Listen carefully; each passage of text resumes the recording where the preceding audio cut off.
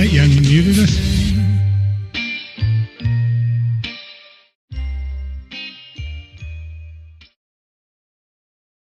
Evening, America. Welcome. Welcome back to We the People USA Alliance, our podcast.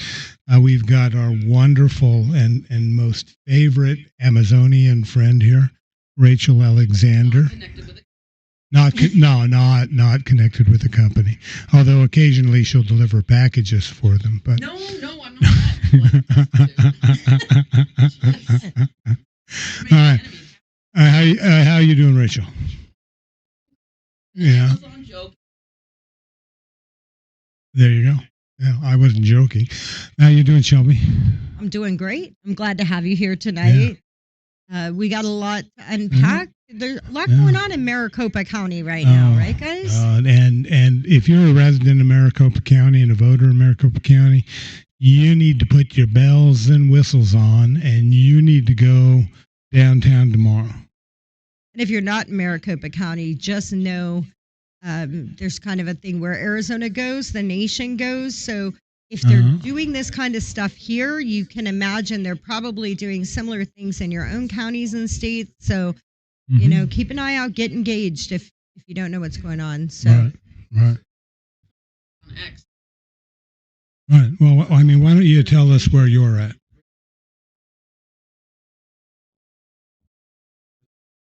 It's solid. There you go. Now it is. Thank you, Shelby. No one could hear you. Yeah. They thought we were just interviewing nobody. This is a mannequin we had made of Rachel. You could make me say whatever you wanted me to say, and I wouldn't even know. Right. Well, why don't you tell us how people can follow you and what you do? Give your organization a plug. So I urge everybody to follow the Epoch Times Arizona. Their username on X is the Epoch Times AZ, and you'll get breaking Arizona news that the mainstream media unfairly covers. Mm-hmm. And also follow me on X at Rach_IC. Cool. And it is indeed epic. Right. How do we get a hold of We the People USA Alliance? Show me. So you can follow us on Twitter at We the People AZ1A. At We the People AZ1A. And follow us there. And we're just very blessed to have you here tonight. And if you're not already a subscriber of the Epoch Times, you really need to do so. We need more local news outlets. We're very grateful that they've brought the Epoch Times here and that they're housed now in Arizona. They have a whole Arizona edition, right, Rachel? Yes, you can sign up for the weekly newsletter. There's 5 articles a week about Arizona politics. And since I write a lot of them myself, I can tell you that we are revealing things that no other publication is revealing. Right. No, well, is there even a publication in Arizona? So the National Epoch Times has a print newspaper, and it's going to start carrying Arizona news in it, I believe, this month. And you can also access it online as well. Well, and what I really meant by that is there any organization in Arizona that you would call a journalistic organization? That's not fake news. Right. Well, Christy Kelly has got the wonderful State 48 News. Yeah. Arizona Free Enterprise has AZ Free. Right. I'm probably forgetting a few. But yeah, we're few and far between. I always say 97% of the media in Arizona is fake news. Right. Well, it's like the guy at Capital Media Services, right? He does a tweet the other day that said, there's never been any evidence of election fraud. So I said, hey, why don't you use your powerful media organization to do a public records request and get a loading dock video from Runbeck for the day after the election? Howie Fisher, yeah. They don't want to watch it. They want to be able to say the talking points. Right. These are the things they're actually getting paid to do, is to press an agenda and talking points. Right. So if they see the evidence and actually investigate anything, then they'll have to be lying when they spew Right. all of these talking points that I Yeah. don't even think they actually believe. But it's Mhm. one of those things. Ignorance is bliss. So as Well, long as they can remain ignorant, they can keep feeding the fake news. not only that, it's easy, isn't it? Well, let's be honest, okay? Howie Fisher has his own independent, news writing, and he submits it to the Arizona Capital Times, the Tucson paper. Those papers do not want to run an article exposing massive election fraud. Right. So he wouldn't have an outlet to run his articles like he Right. does. Right. It's funny. There's this guy in Tucson. He used to be the ethics guy who represented the Pima County Republican Party on the elections integrity committee down there. And he says, oh, there are representatives from both parties, so everything's observed. And so I had to point out to the guy, oh, hey, did not you know? Because this is a role you've played for a long time until I think he was retained by the plaintiffs in the Cochise County litigation, the hand count litigation, right? Retained by who? Mark Elias and Right. and those people. And so he seems to not even have been aware that Pima County was blocking Republican access to vote centers for a number of election cycles. And I believe it was Adrian Fontes when he lost in, 2020? And he went and became the Pima County Recorder's, right-hand person. And and they started blocking Republican representatives at vote centers. Well, and Brian, one of the arguments of that is, well, Arizona state law does not require they allow them. But it comes back to the same thing that we dealt with over and over with like public records and everything else. Just because you can get away with it doesn't mean you should. Right. If you truly believe the elections belong to the people and want honesty and transparency, then what does it hurt to have observers in those poll centers, right? Doesn't hurt at Especially all. considering every other county in the state of Arizona allows it, Right. but they're going to say, well, the statute doesn't require it, therefore.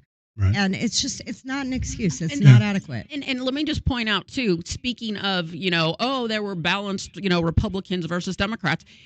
That's never true. So the Conelrad Group, which does investigations into election fraud, they researched Pima County's recent election, and they found that where you were supposed to have balance of Republicans, Democrats, and independents doing various roles, they, weren't having a balance. Okay, it was overwhelmingly Democrat and few Republicans. And two, the ones that claimed to be independent had recently switched at the last minute to Democrats. So it's all a ruse.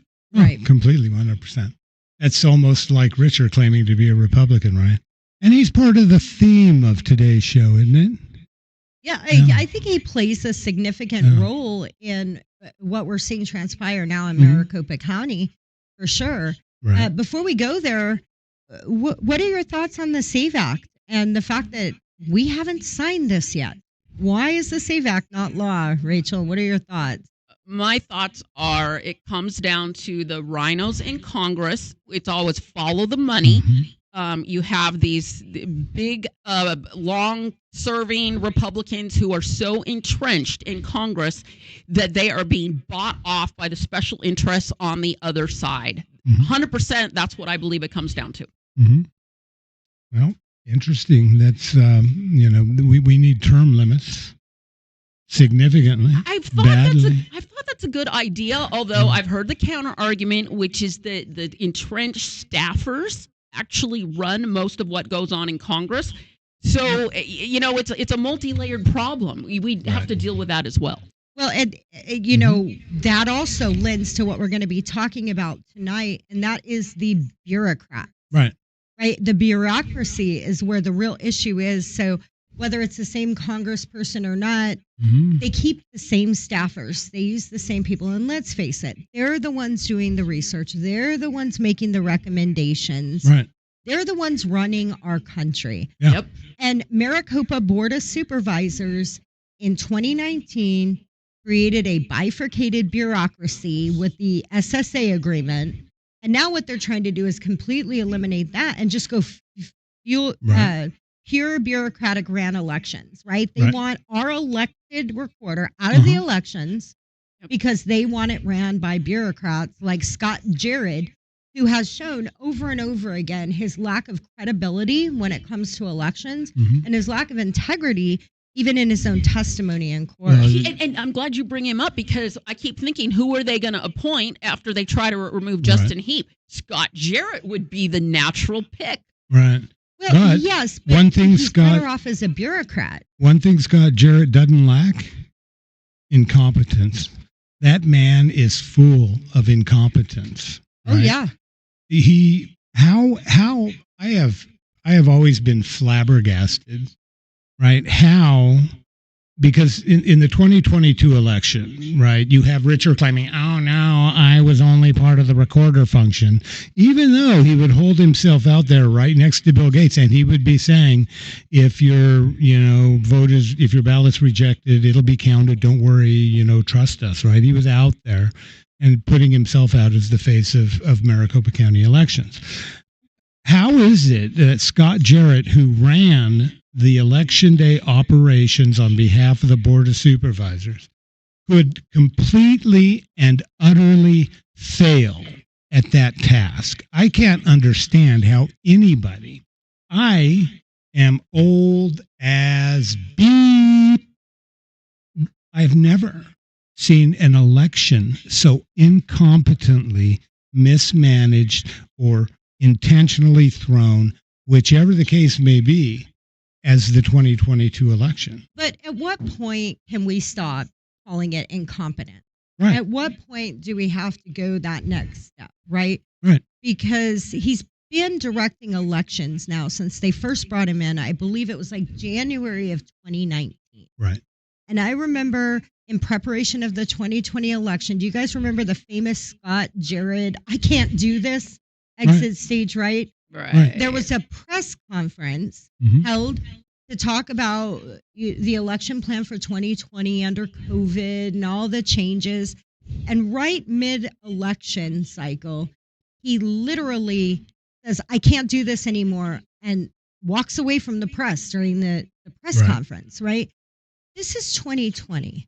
We are now 4 years into this, and he is supposedly looked at as one of the leading election experts in Maricopa County, as the sole election director for Maricopa County. 6 years into this. 6, that's right. 6. Yeah, 20. It was 2019 when he got appointed. We're 6 years now. So is it truly incompetence, or are we dealing with the situation where we use the perception of incompetence to cover up something maybe more nefarious? Yeah. I have a theory on that. So I believe it's similar to Joe Biden. I watched all the debates in the first Democratic primary for president, and I felt that because Joe Biden was just sort of mumbling along and he didn't have really, strong, aggressive things, I felt like the Democrats wanted him because he was so milquetoast. And I believe that is exactly why they picked Scott Jarrett for that position. He's just sort of a milquetoast guy, just kind of goes along. He doesn't have strong opinions on a lot of things. So I think he sort of knows what's going on, but he just has no desire to pay attention or dig in. He's just sort of going to do what he's sold. Yeah. All right, so here's the $1 million question then. It's clearly not the Board of Supervisors that are calling the shots and making the decisions on elections, because I hate to inform the American public, and I'm sorry if this offends anybody sitting in Maricopa County Board of Supervisors. They don't know elections. They don't know or understand elections. The foremost operators of our elections don't understand it. So if Scott Jarrett is the go along, get along, milquetoast guy, who is controlling Maricopa County elections? And I don't know that any of us can answer that, but I think it's a question every citizen should be asking, right? Right. 100%. I think it's the big businesses that are donating to their campaigns who are controlling it. And I was ranting about this on X the last couple of days. It's so frustrating when people run for office and then they see all these lucrative opportunities. If I just take this money, gosh, I can make money. But you don't run for office to make money. If you want to make money, you get into business. You get into a field where you make money. You don't run for office. And so I've been telling everybody we've got to comb their campaign finance reports and figure out who's paying them to have these horrible decisions. I would beg to differ. I mean, look at AOC, right? Bartender in poverty when she goes into Congress. Now she's a multimillionaire. Who's the Somali from Minnesota? What's her name? Ilhan Omar. Ilhan Omar, another multimillionaire overnight. Well, I think what Rachel is saying, though, Presley. Brian, is if you have integrity. Oh, if you have integrity. Don't become a politician if you want to get wealthy. I think that's the word that was missing. You don't do it with integrity. Right. Because a lot of them get very wealthy, right? Yeah. I mean, look at lifelong politicians like Schumer and Pelosi. Right. So there's a lot of wealth to be gained in politics, for sure. And they all, what irritates me, and John McCain was the classic example, he used to always just say, I just give you honest, straight talk. And I have principles. But we all know that's not true. It's somebody funding him behind the scenes. And that's what they don't reveal. That's what they don't admit. And they hide it. And there's all these gullible Republicans who believe them. Right. They really believe them, and they think that they have principles. And no, just comb their campaign finance reports. Well, if you want to know just exactly how many principles John McCain had, I mean, just look at who his friends were, right? Republicans were such a fan of G. Gordon Liddy for such a long time, and I never understood why, because he was corrupt, absolutely corrupt. Right? He was a huge election fixer. He would engage in all kinds of corrupt electoral activities, including, wiretapping the opposition political party in the Watergate building during Nixon's reelection campaign. And he was a friend of John McCain. Well, and a lot of people believe that was done to set up Nixon. That Nixon actually didn't order those moves, but that's a whole nother rabbit trail. But where does that lead? Yeah. On top of him being close personal friends with McCain, we have another tie to G. Gordon Liddy, don't we? Oh, yeah. I think his son works for the Maricopa County Attorney's Office. I'm going to jump in. I used to be a regular guest on his radio show, so now you know our other tie. Yeah,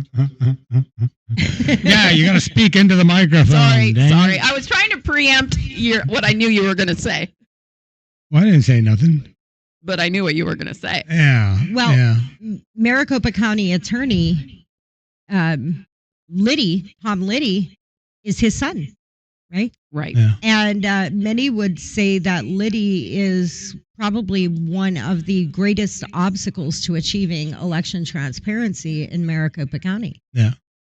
I would agree with that. But I don't understand what happened to him. Yeah.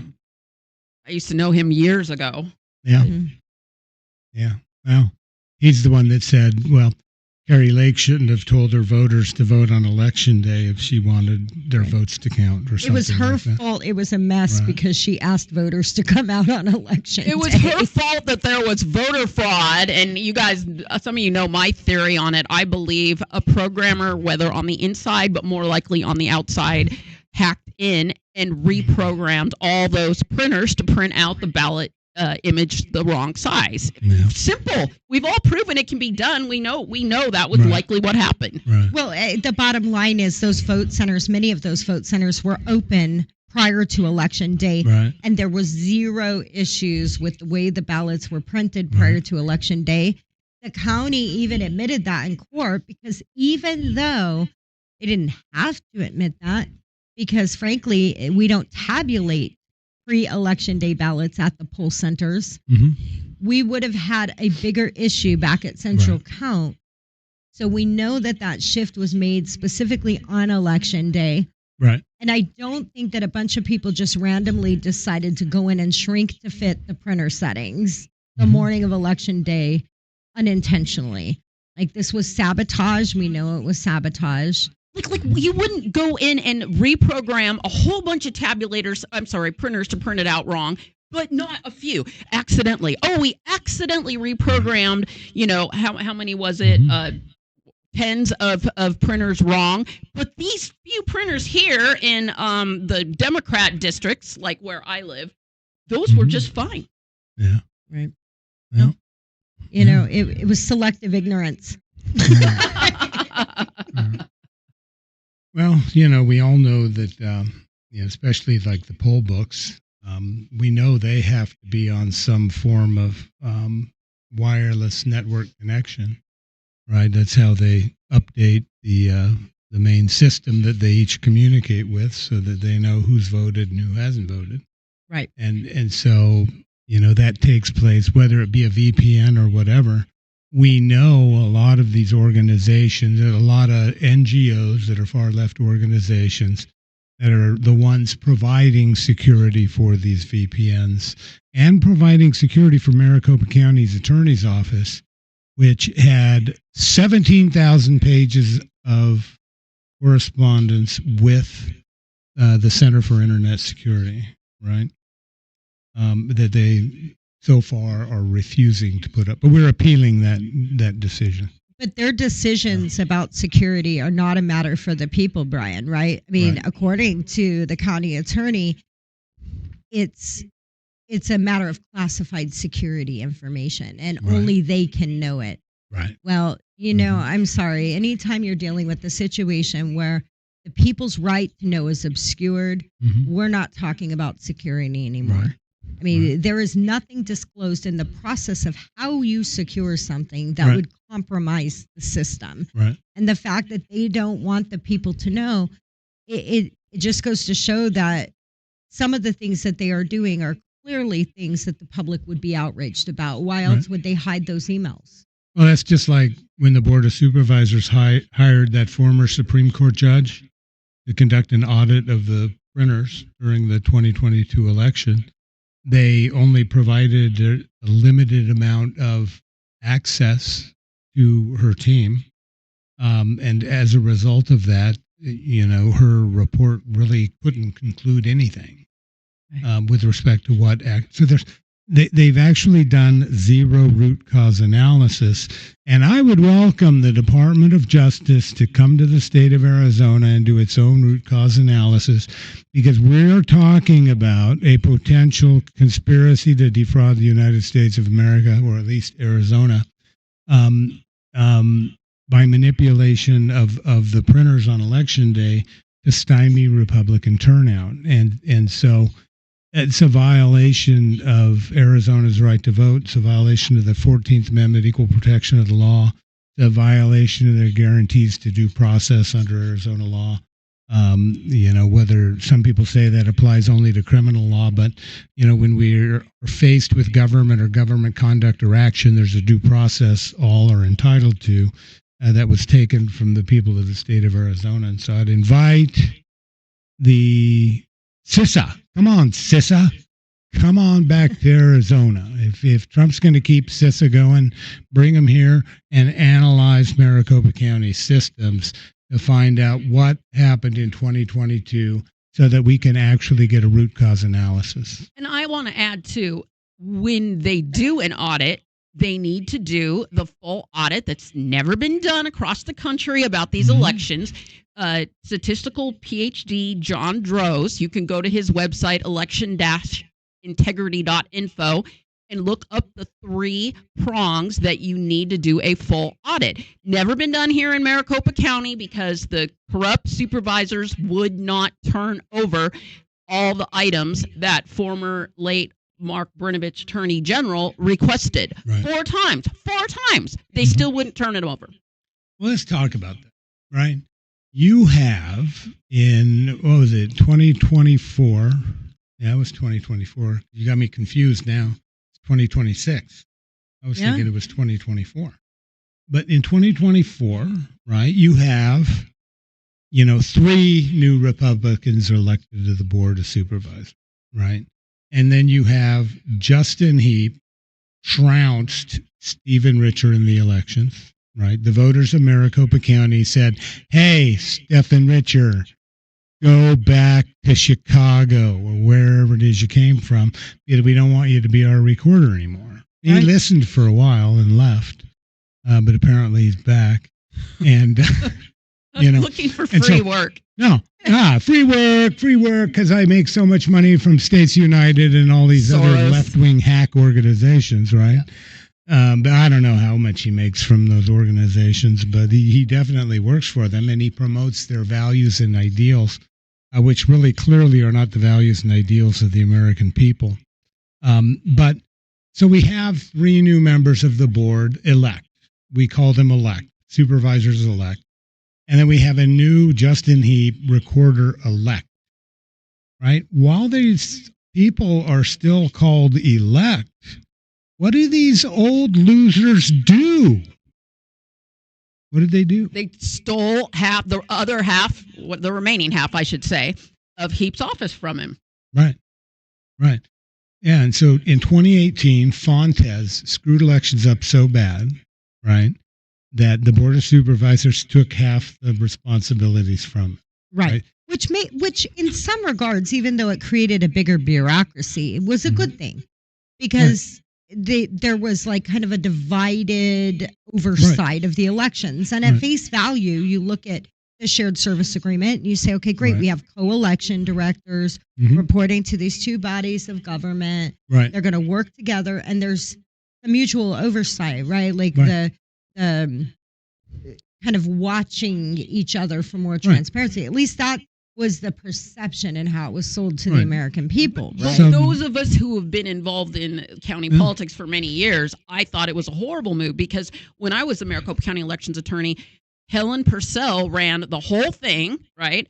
And she did a great job, whereas the county supervisors came after us and filed bar complaints against us. So I have always disliked the county supervisors, and I do not want them anywhere near elections. Right. But now remember this, the average people don't understand what happened to Helen Purcell. Right. So many of us believe that Helen Purcell was actually, and correct me if I'm wrong, but those of us that have been kind of following this for a long time believe Helen Purcell was set up to fail. They trimmed down her budget. They cut back her resources. They put her in a situation where she could not execute an election. There go enter Adrian Fontes. And so it was set up to create a system where she would fail so that they could then create this bureaucratic operation where the Board of Supervisors have centralized power and control. Yeah, and then the reason that she got booted out of office was because there were long lines at mainly one polling location, and it was because incorrect information was being given out telling independents they can vote in, I think it was the primary. It was a primary. And so they showed up and they couldn't vote, and so it just caused a huge scene with all these people showing up claiming they can vote. And so it was not unfair, the reason that she was voted out, but I'm sure it was probably some deliberate maneuvers behind the scenes. Well, they forced her to trim back her poll centers. Yeah. It was part of the problem too. Yes, they trimmed her budget and made her reduce her poll centers to the point where there just wasn't enough resources for the voters. Yep. And then they made it a big media story about the media covered it nonstop because it was a Republican recorder. They just love making Republicans look bad. Yeah. Huh. All right. So we have in 2018, the board takes control of Election Day voting. Right. The recorder retains control over early voting and voter registration. Statutory. Right. A lot of those functions are statutory. And so we have this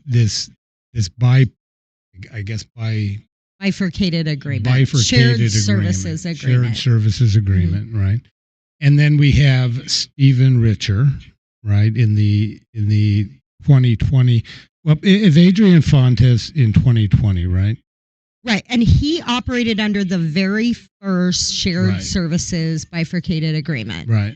And if you remember, this is important for people to kind of know the history. Adrian Fontes had the sole authority and was supported by the Board of Supervisors in all early poll center locations, all early voting Right. and emergency voting. Right. So this is one of the key things that they have taken from Recorder Heap Mm-hmm. is the ability to run the early election. What they're saying now is he only gets mail-in ballots. Right. But historically, the agreement has allowed him to operate all early voting poll centers Mm-hmm. and all emergency poll centers. Right. And the BOS was in charge of tabulation and election day operation, Right. period. Right? Right. So that's the distinction. So under Adrian Fontes, he controlled all of that. 'Cause if you remember, he coordinated with Kristen Sinema Right. in those The emergency vote emergency, centers. Right. And that's where we're worried a lot of the fraud is taking place. So Right. if you want someone in charge of Mhm. elections to stop the fraud, you would want Heap in charge of those emergency voting centers, not the Board of Supervisors. Right. Well, because the Board of Supervisors is just going to turn them over to the bureaucrats, right? And bureaucrats are part of the problem. It's just like for President Trump in his first term, right? It's the bureaucracy that fought the hardest against him. It's the bureaucracy that made it virtually impossible for him to get anything done. And it's the bureaucracy that was coming out of the woodwork giving these fictitious tales in the Democrats' quest to impeach the president, right? And so when you look at this entrenched bureaucracy, that's something that they need to get a handle on. And that's something I'm guessing in the recorder's office, there are a lot of people in that office who support Adrian Fontes and his good friend Stephen Richer well more than they support Justin Well, Heap. absolutely. And then look Yeah. at the Board of Supervisors. Yeah. How many of them got new chief of staffs?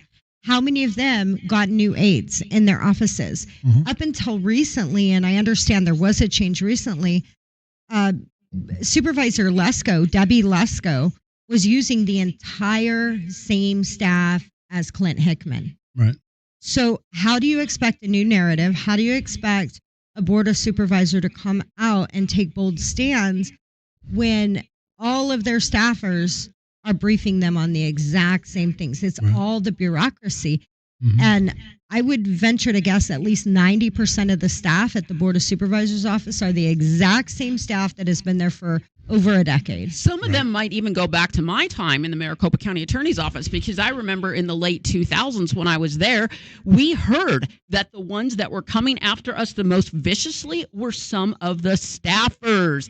I remember, I believe it might have been Don Stapley's chief of staff. He was one of the worst ones, I think, who was just pushing these supervisors to do things like, Right. hey, write an op-ed and submit it to the Capital Times, blasting Maricopa County Attorney Andrew Thomas. These staffers were the driving force. Mm-hmm.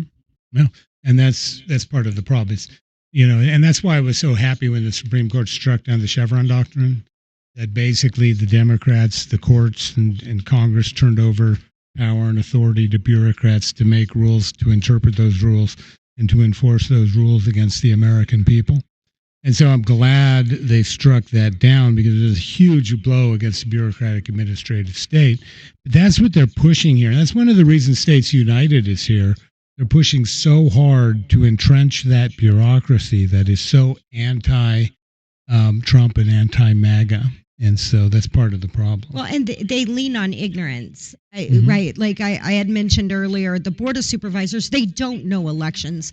I've Mhm. sat down with a couple of different Board of Supervisors over the course of the last 6 years, and within an hour-long conversation, it's clear that Right. the light bulb's not there. Right. And it's not because they're bad people or unintelligent people. It's because elections are complex, and these people Mhm. don't come from that world. Right. Right. So they rely on people educating them and talking to them. Mhm. So they're leaning heavy Right. on these bureaucrats that know best. Right. Mhm. They come up and they say the same things to us. Right. Rely on the experts. The experts know best. Well, this is their mentality. Mm-hmm. I'm elected to oversee this, but I'm not going to take personal accountability and responsibility by learning the system. Right. I'm going to rely on my experts to tell me. The bureaucrat. And the bureaucrats. Yeah. So the elected aren't making these decisions. The electeds aren't writing the press releases. They're not the ones doing this. Very true. And maybe we're jumping ahead, but I want to point out my sources in the Trump administration tell me that the reason Kristi Noem, and Tulsi Gabbard, so the reason Tulsi Gabbard went to Fulton County to investigate the election fraud is because the deep state and the Department of Justice is so bad, they couldn't get them to do it. And so we believe the same thing happened here when Kristi Noem was last Friday because of the DOJ deep state and Todd Blanche, one of the worst ones in the Department of Justice, trying to stop all this stuff. They had to go around him and send Noem out here. Right.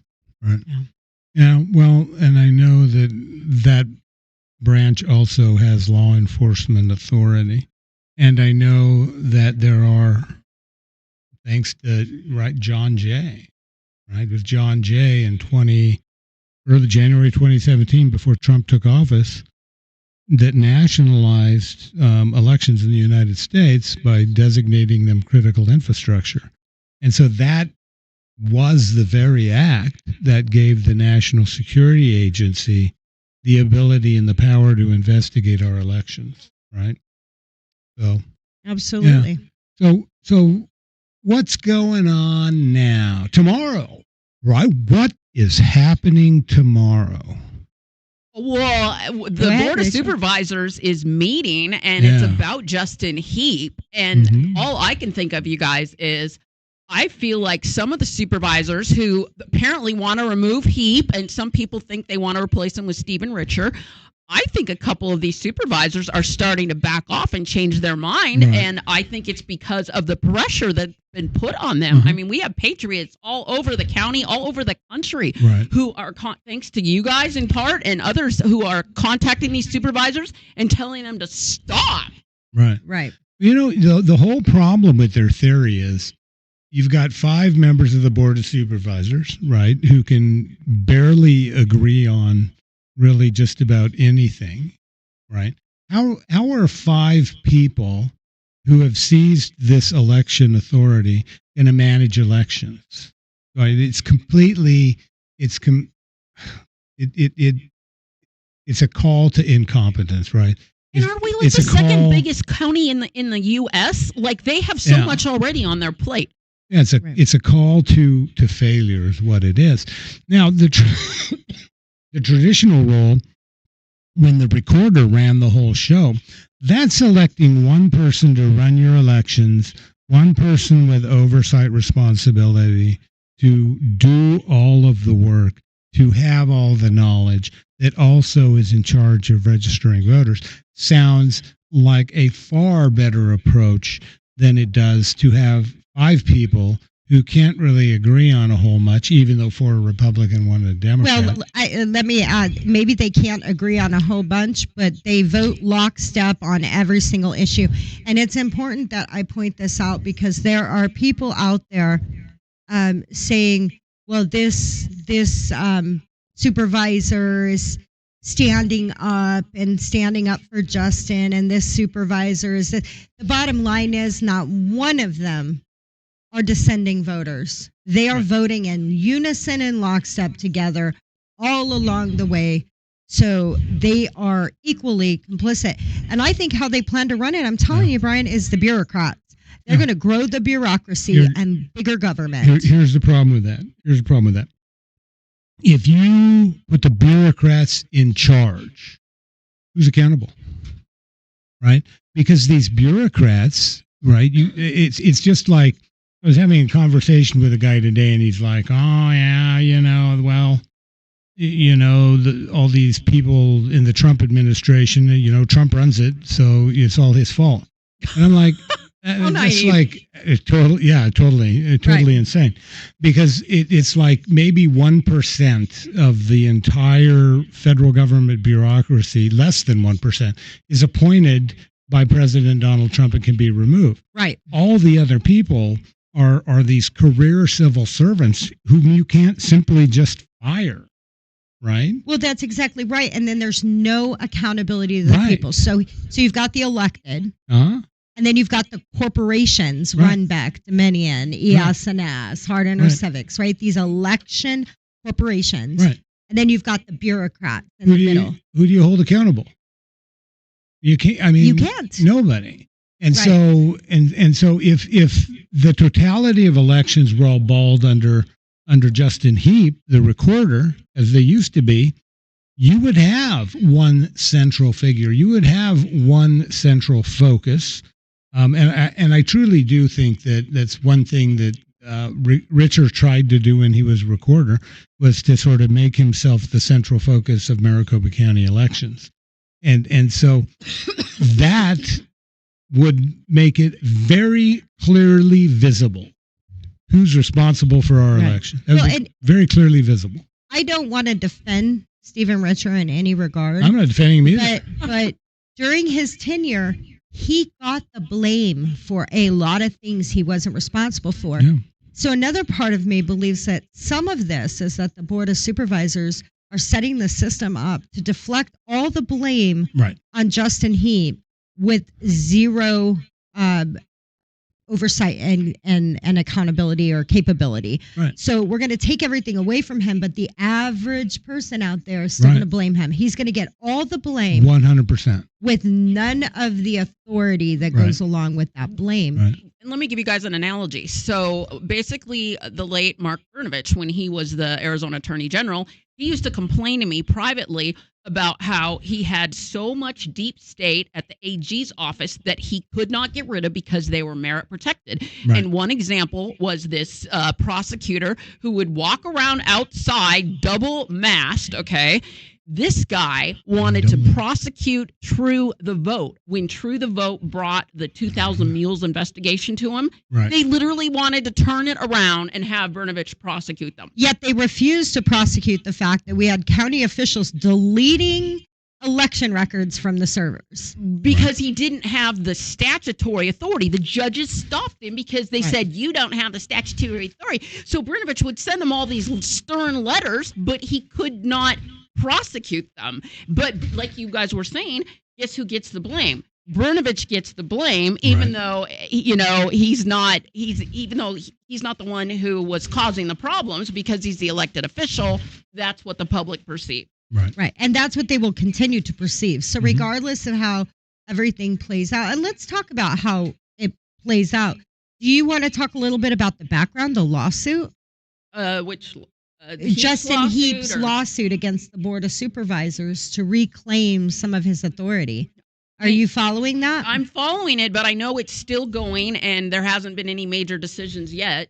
So, Well, one of the issues I have with their call for this meeting tomorrow is they're litigating these issues. And so this is almost like sort of an end run against the rules of discovery. Now, it's a different context because you have, this whole political context going on. But it seems almost like they're trying to sort of end run the court system so that they can do their discovery and try to boot him out and make the case moot.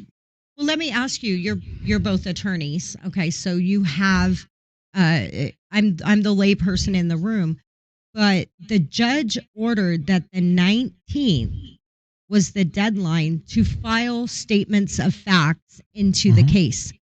So doesn't it feel a little convenient that they put these harsh deadlines and final demands on 100%. the reporter for the 18th?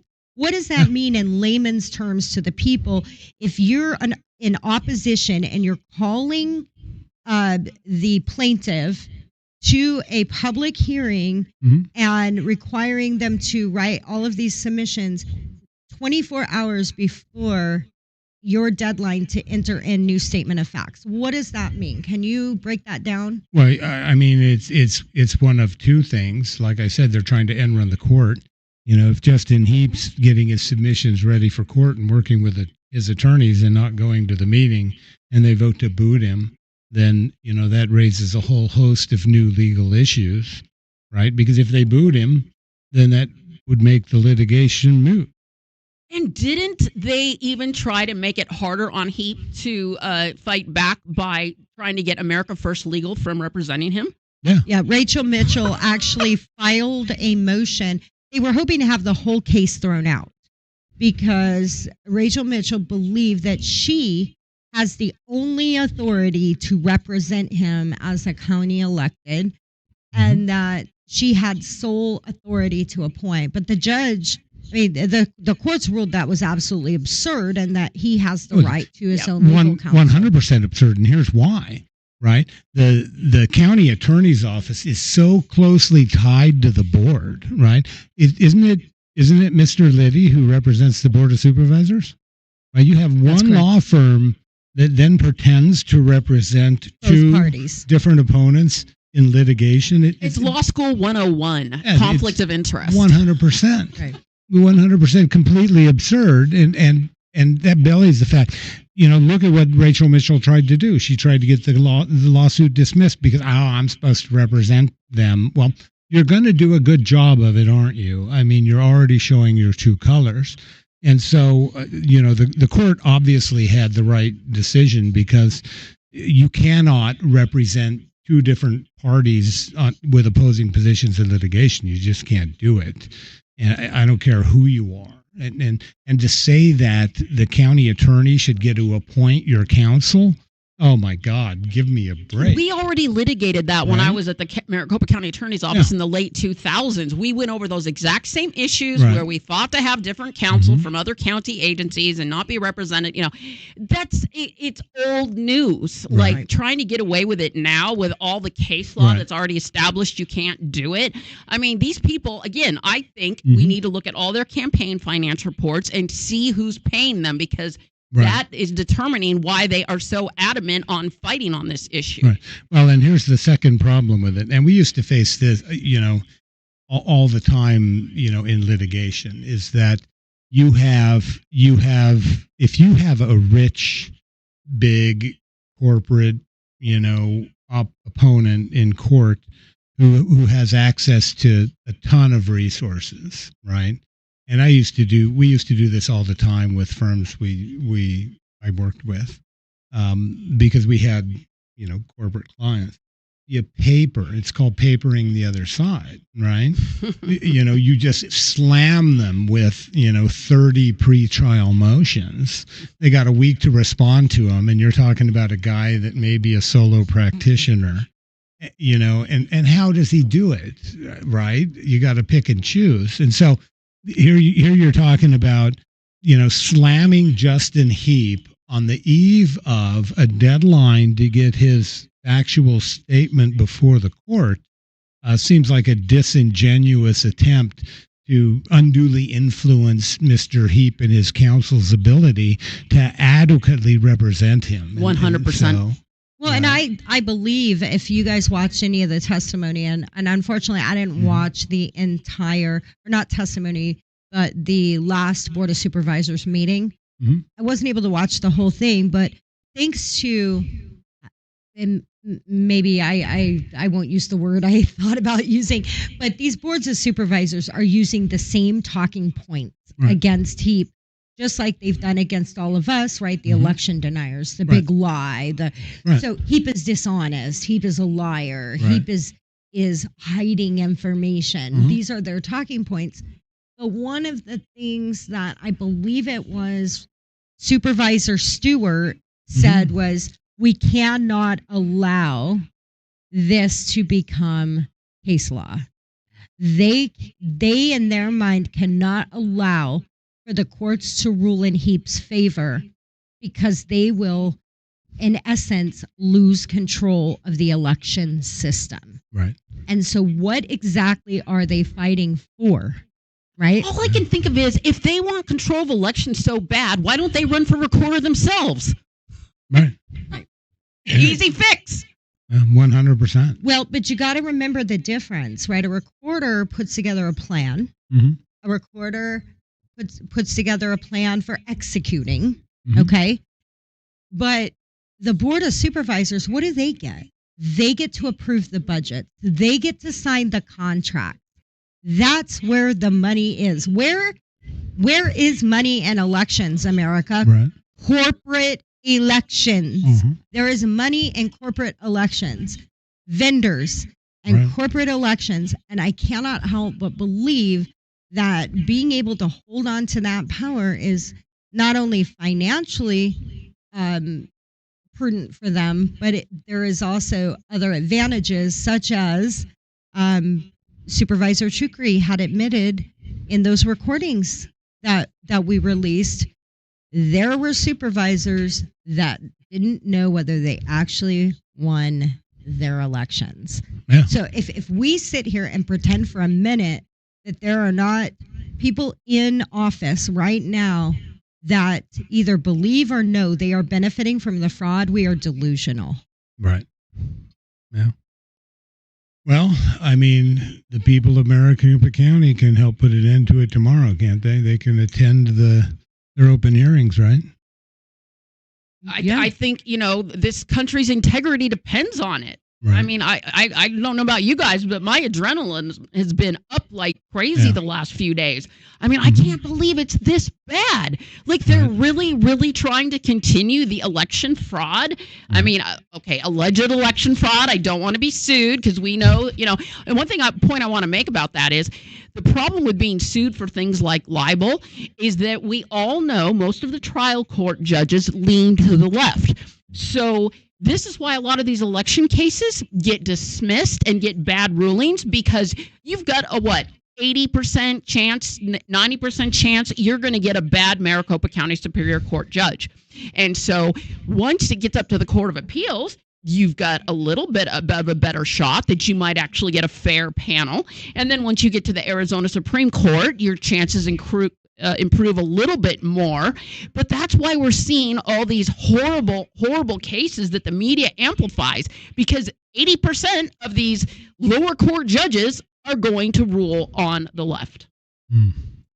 Well, and I'm okay using the word fraud, and I will continue to use the word fraud because there has been fraud in every election since the first election that occurred in this country.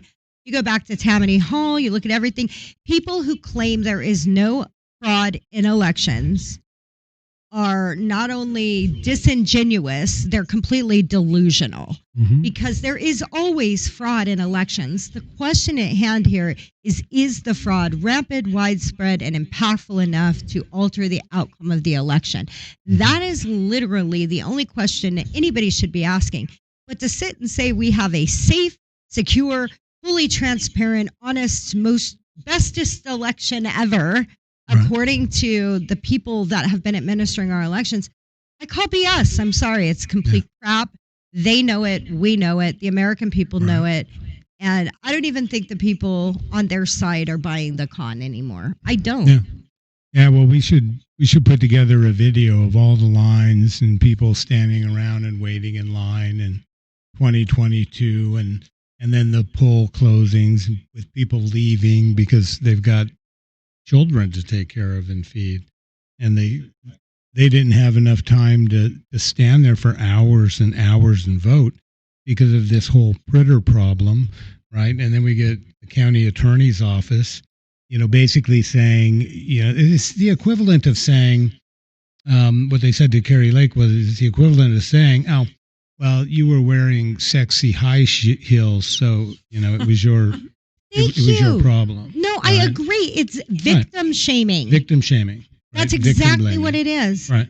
The voters and citizens of Maricopa County were harmed by their actions. Right. And instead of taking accountability and ownership, which we would all respect and appreciate, it was and say, their fault. Gee, thank you. Thank you for fault. taking ownership and fix it. Right. They say, well, it's your fault that we screwed up. It's your if you would have fault. just followed the rules and done what, been good boys and girls and done what we told you, you wouldn't be in this mess. Had you not exercised your constitutional right to go vote on election day, then we wouldn't have had this problem. And I want to point out, you guys, this is something I hammer on X a lot. So speaking of long lines, up until 2020, courts would regularly order new elections merely based on people having to wait in long lines. Right. And here we saw the worst long lines probably ever in the country in Maricopa County in 2022, and no court would order a new election. I mean, I just can't get over this. It's worse than that. They wouldn't even order to keep the polls open 1 extra hour. Right, and courts have traditionally been willing to do that. Yeah, many times. When there's evidence of failure in long lines, many courts have ruled to keep the polls open for longer, to give people an opportunity to vote, to avoid disenfranchising those who want to vote but have to feed their kids and have, lives and that tried to vote, right? And so Well, you hit the word that I wanted to say, disenfranchisement. Right. They can talk all day long about how those of us that are considered election deniers or buyers of the big lie, non-election believers, whatever crap they want to throw our way, are about disenfranchising voters. But the exact opposite is true. These people don't give a damn about your vote. Right. They don't care who they disenfranchise. Not only because of those long lines in 2022, but let's look at Abe Hamadeh's case.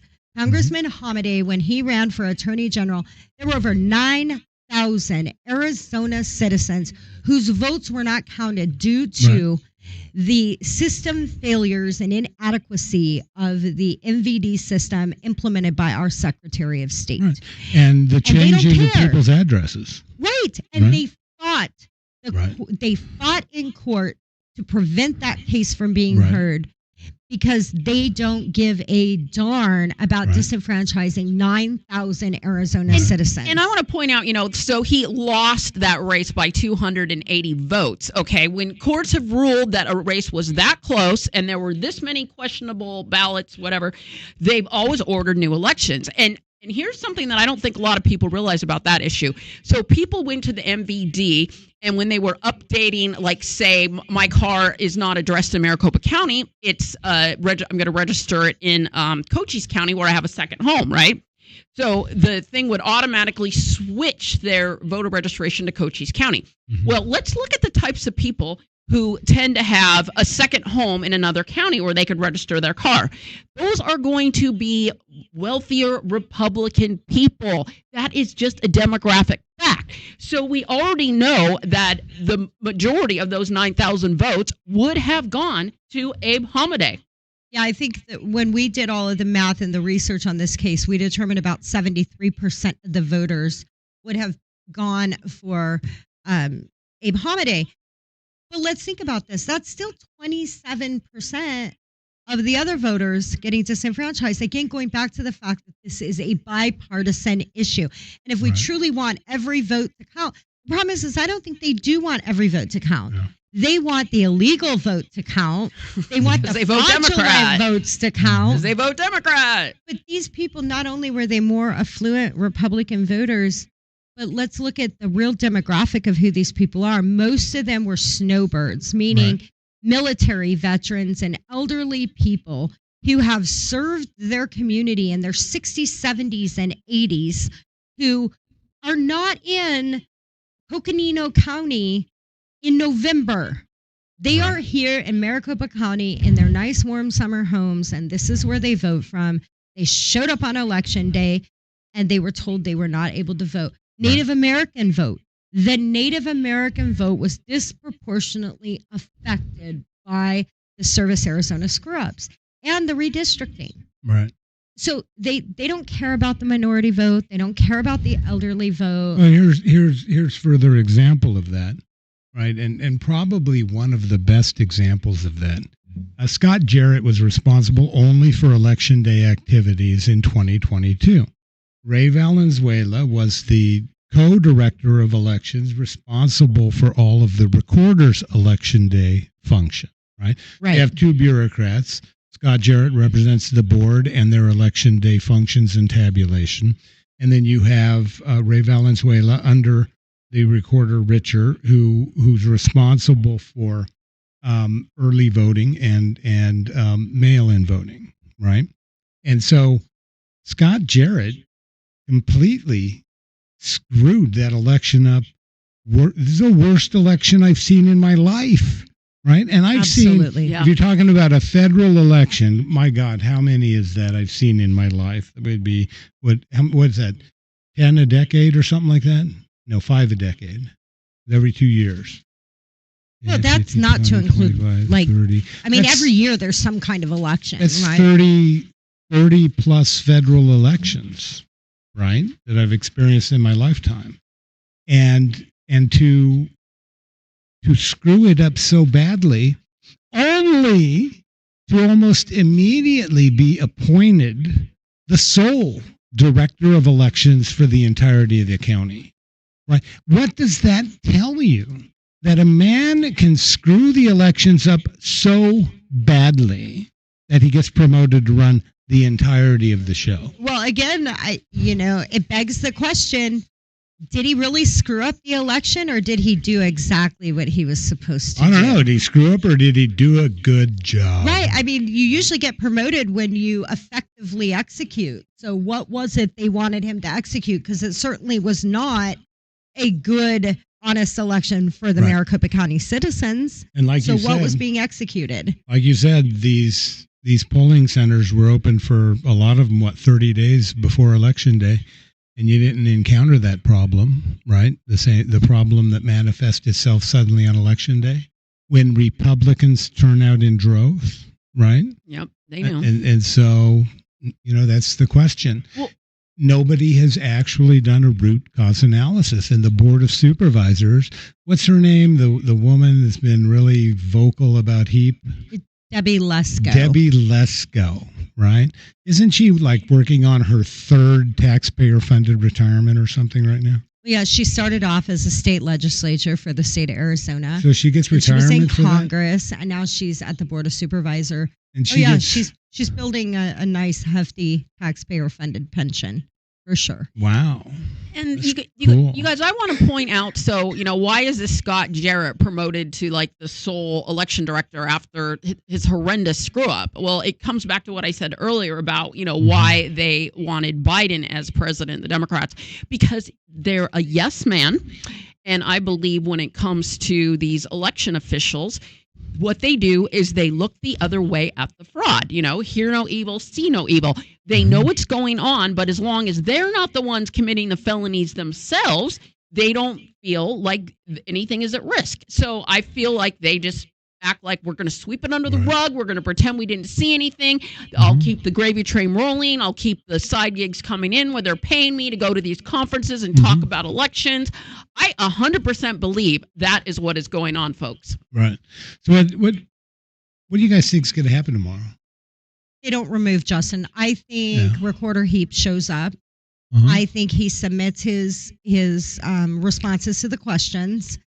And I think really no further action. They might interview him tomorrow, but I think what they're going to do is they're going to dissect everything he says, everything he answers. Their attorneys, our taxpayer-funded attorneys, are going to scour through every bit of it to try and make him look like a liar or disparage him in some way in front of the court in an effort, a last-ditch effort to win a lawsuit that I think they know they're losing. And then maybe we look fast forward down the road, they use whatever claims of perjury that may or may not work in court against Heap to try for a removal at a later date. But my guess is there's no move going to happen tomorrow to remove him. What are your thoughts, Rachel? I think you're optimistic. I mean, I wouldn't have ever predicted they'd be consider removing him. Not in a million years. I didn't think we were going back to this level of corruption. So I am not quite as optimistic as you. We just got to keep the pressure up until the meeting starts, and anyone who attends the meeting as well who can speak. Yeah.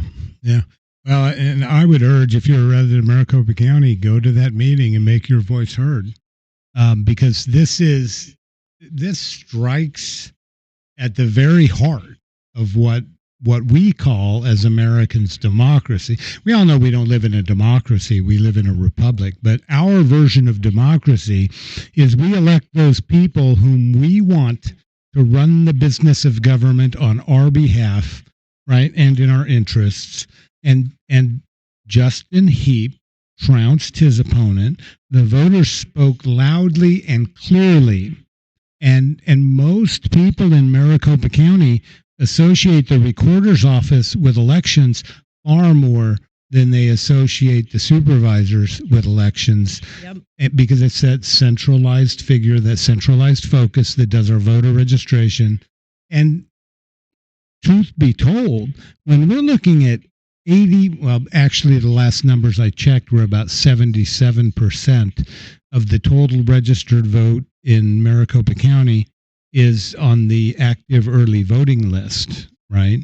The recorder is the central focus of Maricopa County elections, right? And so I don't think they remove him. I think people have spoken fairly loudly and fairly clearly that, you know, if they remove their chosen representative, that's a huge slap in the face. And, you know, I think people, if they do take some type of action tomorrow to remove him, I think Debbie Lesko should be recalled. Well, meeting tomorrow. Maricopa County Board of Supervisors hearing room, which is in front of the courthouse. I think it's like 300 Jefferson, something like that. Does anybody know the exact address? I'm trying to remember. I don't know. I go there to practice law, but go to the Maricopa County Supervisors website, and it will give you the exact location. If you can't attend in person, you can listen in on the webinar, and I encourage if you have to work and you can't make it, somebody like me, and there's nothing you can do to be there. Listen to the hearing, find out what's going on, keep an ear to the ground. And if you're intimidated to speak up and you're just not ready to go in and sign up to request to speak, just show up and show your support. Yeah. And be a body in the room, because it matters. Each one of you represents several voters across this county, and they know it. So show up in force and masses as much as you can, just to show your support. And you don't have to speak. You can just be there. Yeah. Well, are we doing last words? Yeah, go for it. So my last words is I want somebody to help me out with a project going over the Maricopa County Supervisors campaign finance reports, because it's a real pain, because you have to look up the names like on the internet and figure out which company they are associated with, because I guarantee you that is a major form of their influence. You've got certain companies that have an interest in keeping the fraud going that are heavily donating to these supervisors campaigns. So that's Rachel making a call for an intern. And so, so send how do they reach you if they want to help and they find relevant information? What's the best way to reach you? Probably just message me on X. You know, my username Rach_IC. Right. And so, any help you can give would be greatly appreciated. And I wasn't going to do a last call. I was going to say, what do you think about Richard coming back? Right, because I'm not coming back. He's been saying that, right? I don't want the job. Well, he denies it. And the only reason I can't see the supervisors putting him back in was he was so soundly beaten. You keep pointing that out, but I also like to remember he was in a 3-way primary with Don Hyatt, who a lot of people thought was very conservative as well. So, I mean, to beat your conservative opponent too, instead of splitting the vote and allowing Richard to get it, I mean, that is huge support for Heap and very little for Richard. Yeah, I agree. Well, I also don't think they'll put him back in, because sources within the county have reported to me that they didn't like Richard either. So that we have one thing in common with the Board of Supervisors. None of us liked Stephen Richards. So I don't think he would be the guy for them. But Stephen Richards wants to be liked, right? He literally did a post, right, that said, my favorite president was George Washington because he was so willing to relinquish power. And so my response to that was, well, why the hell did you screw Heap before you left office, right? It was an effort to govern from sort of beyond the grave, if you will, the political grave. And it's so antithetical to what we call democracy that these losers, right, the people who lost, who got their butt kicked during an election, or who knew they would get trounced so badly that they chickened out of a re-election, made new rules in an effort to screw the guy who won. How is that even remotely close to democracy? And so when people go speak at the Board of Supervisors tomorrow, I think that's something they need to make exceptionally clear, is that Heap won, and then the losers restructured things in a manner to deny Heap power to do his job. That is, I mean, that's so much of politics comes down to personal vendettas. I mean, right. you guys all experience it just like I do. Oh, yeah. Right. We see it going on. You know, I always say a lot of the problems within MAGA come down to two things: tactical differences and personality conflicts. And I firmly believe that's right. That's a big part of the reason that these supervisors took away Heap's office, because they were so vengeful and they were also power hungry. But it was a retaliatory move. Right. And an effort to deny MAGA any modicum of power. Right. They didn't want Heap having as much power as Richard did, because Heap was an even bigger threat than Richard was. 100%. But we also have to remember that, you know, whether people want to admit it or not, all eyes are on Maricopa County and the nation for the most maladministered elections in like modern day history. And people are already skeptical. People are already not wanting to turn up to the polls and turn out and vote. I also see this as an intentional effort to suppress the vote for 2026, because all it is doing is inflaming and adding to the already public perception of unfair elections, and all they're doing is growing that distrust and that sentiment across the county. And in doing so, I believe that they are potentially teetering in an area of voter suppression to a degree that really rivals mainstream media. It's really pretty sickening, in my opinion. Well, it's fascist behavior. Let's just call it exactly what it is. It's they're on their way to a fascist state, and they're laying the ground this way. Right. Well, I think that people need to turn out tomorrow. And I am optimistic. I don't believe they're going to remove him tomorrow, but I think we need to be vigilant, and we need to pay attention, because they can make that move at any moment. They've made it clear they're willing to do it. And they may have backed down now because of pressure and other things coming their way. But as we have seen historically, oftentimes that is a temporary setback for them, but it does not shift their agenda. Right. And I would not be surprised if this doesn't continually resurface between now and 26. That's exactly what I was going to say. Just because 100%. they don't do it tomorrow doesn't mean they can't bring it up next month or in 2 months. I mean, Heap's always going to have that danger lurking that they're going to try to take him out. And here's the problem. I mean, when are the primaries? Right around the corner. They were just moved up. They're in July, right? July 21st, which means early ballots are going to go out in June. Yeah, what month is this? Is this February? Yes. Yeah, so the rally's at there's a rally tomorrow at 1:30 p.m. In front of the Board of Supervisors meeting, Maricopa County Auditorium, 205 West Jefferson Street, Phoenix, Arizona. I was close. The BOS meeting's at 3 p.m. The rally starts at 1:30. And so 205 West Jefferson Street, the more people that can be there, the better. And that rally is being coordinated in large part by, what's the name, Marissa Caldwell? Yeah, A lot of people know her as Marissa Hamilton. Easy AZ. Yeah. And so, keep up the pressure. I want to say to at Arizona Desert Rose and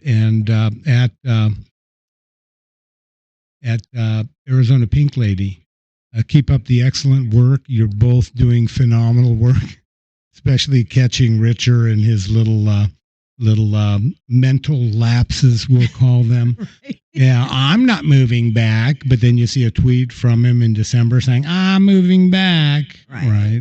You know, Does which anybody is, know? Sorry to digress, but does anybody know, is his wife still work for the Arizona U.S. Attorney? it's our understanding that she does. So is she still living here? And we won't go down that. Yeah, we road, won't go down But that I'm road. just wondering if she still is. Uh-huh. Then that would make sense why he came back.